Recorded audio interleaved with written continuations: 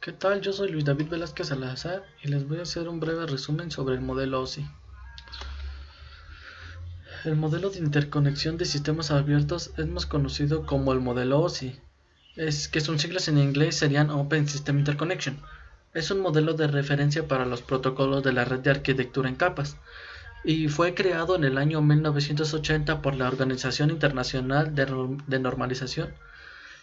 Este fue publicado desde 1983 por la Unión Internacional de Telecomunicaciones, UIT, y desde 1984 la Organización Internacional de Normalización, ISO, también lo publicó como estándar. Este fue desarrollado en 1977. El modelo de referencia OSI se trata de una normatividad estandarizada útil que, debido a la existencia de muchas tecnologías y fabricantes y compañías dentro del mundo de las telecomunicaciones, y al estar en continua expansión se tuvo que crear un método para que todos pudieran entenderse de algún modo, incluso cuando las tecnologías no coincidieran. De este modo no importaba la localización geográfica o el lenguaje utilizado. Todo el mundo debe de atenerse a las normas mínimas para poder comunicarse entre sí.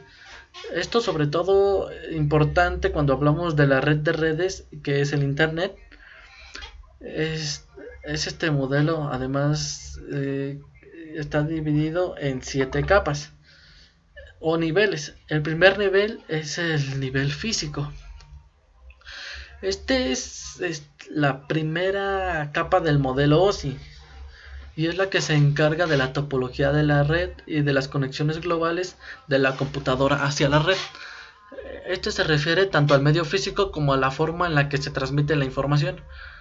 Sus principales funciones se pueden resumir como definir al medio o medios físicos por las que va a viajar la comunicación, definir las características materiales que se van a usar en la transmisión de los datos por los medios físicos, como el cable coaxial, las vías de onda aérea y la fibra óptica.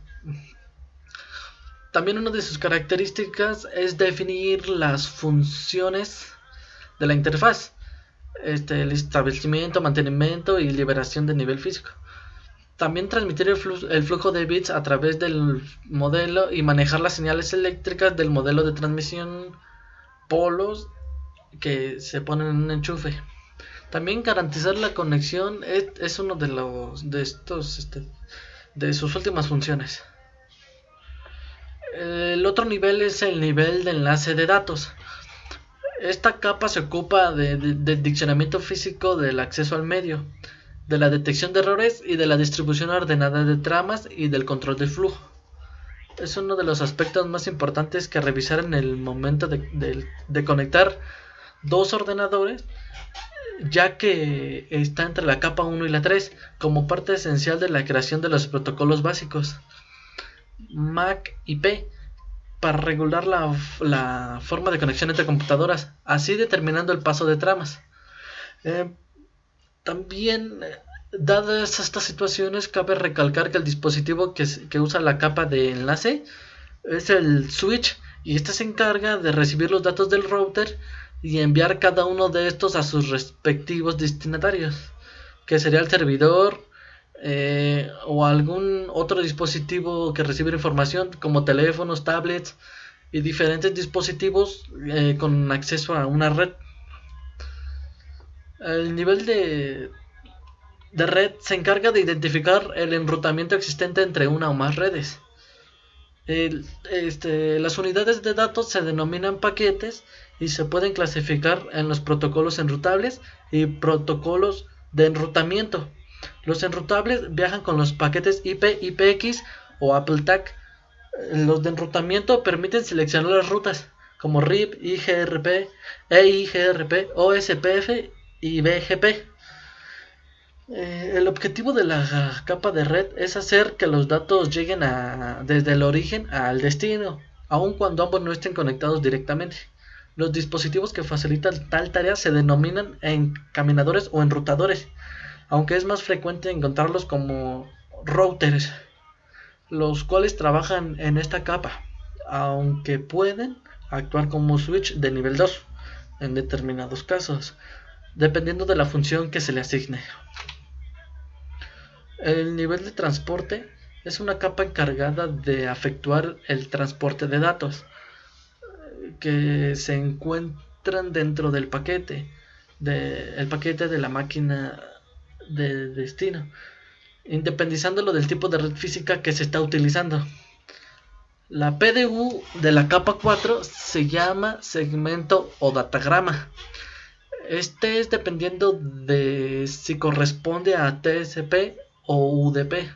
Sus protocolos de TCP o UDP, el primero orientado a conexión y el otro sin conexión, trabajan por lo tanto con puertos lógicos, y junto con la capa de red dan forma a los conocidos como socket, que es un puerto, o un IP. Un ejemplo de un IP sería 191.16.200.54.2.80. Ese sería el ejemplo. El siguiente nivel sería el nivel de sesión. Esta capa es la que se encarga de mantener y controlar el enlace establecido entre dos computadoras que se están transmitiendo datos de cualquier índole. Por lo tanto, el servicio provisto por esta capa es la capacidad de asegurar que dada sesión establecida entre dos máquinas, la misma se puede efectuar para las operaciones definidas de principio a fin, así reanudándolos en caso de alguna interrupción. En muchos casos, los servicios de capa de edición son parciales o totalmente prescindibles. Ahora, el nivel de aplicación es el que ofrece a las aplicaciones la posibilidad de acceder a los servicios de las demás capas y define los protocolos que utilizan las aplicaciones para intercambiar datos, como algún correo electrónico, un gestor de base de datos o un servicio de ficheros.